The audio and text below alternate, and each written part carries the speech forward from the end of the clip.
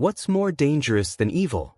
The answer might force you to question everything you think you know about human intelligence. Think about the smartest, most capable person you know. A brilliant doctor, a gifted engineer, a sharp-witted lawyer. Now, ask yourself, could that person be turned into a tool for destruction without even realizing it? Could you? It's a question a theologian and anti-Nazi dissident named Dietrich Bonhoeffer wrestled with from inside a prison cell in the 1940s. As he watched his nation of poets and thinkers descend into collective madness, he came to a terrifying conclusion. The single greatest threat to civilization isn't malice, but a specific and insidious kind of stupidity. He wasn't talking about a low IQ or a lack of education. In fact, he saw it thrive among the highly educated. He meant something far more perilous, a moral defect. He defined it as the willing surrender of our independent thought to a group, a leader, or an ideology. This willed ignorance is so dangerous because it's immune to reason. Facts, logic, and data simply bounce off it because it genuinely believes it's on the side of good, making it a powerful and unknowing weapon. Bonhoeffer's chilling prophecy is more relevant today than ever. In the moments that follow, we're going to unpack his legacy, from his observations in Nazi Germany to the shocking psychological experiments that later proved him right. We'll expose how this exact same force is at work right now through the screen in your hand, and most importantly, we'll equip you with the tools to defend your single greatest asset, your own mind. How does a nation that gave the world Beethoven, Kant, and Einstein, a global center for art, philosophy, and science, suddenly descend into collective madness? Dietrich Bonhoeffer, one of Germany's brightest young theologians, found the answer in the darkest of places. He could have safely waited out the war in America, but instead chose to return to Germany and actively resist the Nazi regime, a decision that ultimately cost him his life. From his prison cell, Bonhoeffer wasn't obsessed with the evil of Hitler's inner circle, but with a more disturbing question. Why had so many decent, educated, and cultured people, his former neighbors and colleagues, so readily stopped thinking and embraced an ideology that defied all reason? He realized their failure wasn't intellectual, but a profound moral and psychological collapse. As he wrote with chilling clarity, "Against stupidity, we are defenseless. Reasons fall on deaf ears." This was his core insight. A powerful surge of political or religious authority acts like a psychological virus. It doesn't convince people through argument, it overwhelms them, stripping them of their inner independence. In this state, people stop being individuals who think for themselves. They effectively outsource their conscience to the group, becoming mindless instruments, made stupid not by a lack of intelligence, but by the crushing weight of external power. Bonhoeffer had identified the disease from inside the belly of the beast. Decades later, modern science would put it under a microscope. If a man in a lab coat ordered you to hurt another person, would you do it? Science suggests the answer is far more disturbing than we'd like to believe. While Bonhoeffer's theory was born from observation, his insights found a stunning and chilling echo in psychology labs decades later, providing a scientific language for the human weaknesses he had diagnosed. In the now famous Milgram experiments of the 1960s, ordinary people were instructed by an authority figure to deliver what they believed were increasingly painful electric shocks to another person. A staggering 65% of participants obeyed all the way to the final, potentially lethal 450-volt shock.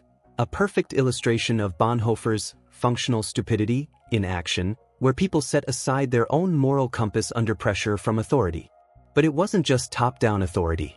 The Asch conformity experiments revealed the immense power of peer pressure, showing that 75% of participants would knowingly agree with a wrong answer in a simple vision test at least once, just to avoid standing out from the group.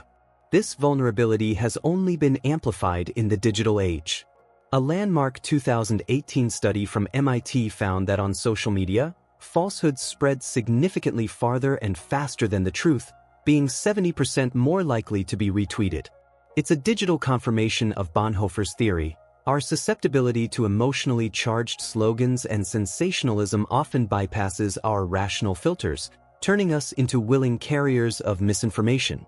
Is the phone in your pocket turning you into an independent thinker, or just a soldier in an army of consensus? The social media algorithms that power our daily lives do more than just show us what we like. They construct invisible prisons around our minds. These digital echo chambers are engineered to eliminate the very intellectual friction necessary for critical thought, feeding us a constant diet of our own biases. We see the devastating consequences everywhere. Health misinformation and conspiracy theories spread during the pandemic not because they were logical, but because they expertly exploited fear and suspicion. A perfect modern example of Bonhoeffer's reasons falling on deaf ears, where emotion triumphs over fact. This same dynamic has poured gasoline on political polarization. Inside our partisan bubbles, dialogue devolves into warfare, and those who disagree are no longer just people with different opinions, but caricatured enemies. Our inner independence, which Bonhoeffer saw as essential to moral clarity, is traded for the cheap comfort of tribal loyalty. Compounding all of this are the relentless pressures of modern life. Job stress, debt, and constant information overload leave us cognitively exhausted, craving simple answers in a complex world. In this state of fatigue, we become vulnerable to adopting a functional stupidity not out of malice, but as a coping mechanism to simply survive the noise. So, how do you vaccinate your mind against this virus of functional stupidity? The antidote isn't a single pill, but a series of deliberate practices that reclaim your intellectual independence. It begins with cultivating intellectual humility, the courageous admission that you might be wrong and that your knowledge is always incomplete. From this foundation, you can practice intellectual friction by deliberately seeking out the smartest arguments against your most cherished beliefs, not to rebut, but to understand. Ask yourself the powerful question, what evidence could actually change my mind? In the digital world, this means consciously slowing down. Before you hit share, pause for 5 seconds. Question the source. Refuse to be an unwitting node in the network of misinformation. This requires embracing the 3 most powerful words in a world that rewards false certainty. I don't know.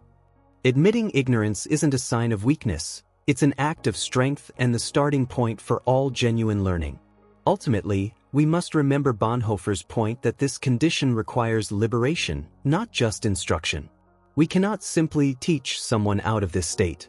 Instead, our goal should be to create environments where questioning is encouraged, dissent is respected, and independent thought is the highest virtue. So you think you're too smart, too educated, to ever fall into this trap? Dietrich Bonhoeffer would argue that this very feeling of certainty is precisely what makes you most vulnerable. Perhaps his most profound insight was that this functional stupidity is not a permanent, fixed trait of a person. It is situational. It's a switch that can be flipped in any of us under the right conditions of social pressure, emotional stress, or ideological fervor. Consider the brilliant scientist who rigorously adheres to the scientific method in the lab, yet passionately believes a baseless political conspiracy theory they encountered online. This happens because their analytical skills are compartmentalized, and in a different context, the emotional comfort of confirming a bias or the social pressure from their peer group overrides their critical faculties. Recognizing this isn't about judging others, it's a call for radical self-awareness and constant vigilance. The real enemy isn't those stupid people out there. The real enemy is the potential for willed ignorance that lies dormant within every single one of us, waiting for the right moment to take control. So, in an age where your attention is a commodity and your compliance is profitable, what is a true act of rebellion? We've seen how Dietrich Bonhoeffer's warnings from a prison cell were echoed by science and are now supercharged by the technologies that dominate our lives. The threat he identified, functional stupidity, the willing surrender of our independent thought, is not a historical artifact. It is a clear and present danger. The rebellion against it doesn't start with a protest, but with a quiet, personal act of intellectual courage. This week, choose one belief you hold with absolute certainty and dedicate just 30 minutes to seriously researching the strongest, most intelligent arguments against it. The goal isn't necessarily to change your mind, it's to practice the discipline of opening it. Because in a world that profits from your intellectual surrender, choosing to think carefully, independently, and deliberately is more than just a skill. It is a revolutionary act. Every time you choose curiosity over certainty, you are not just defending your own mind, you are casting a vote for the future of human intellect and freedom.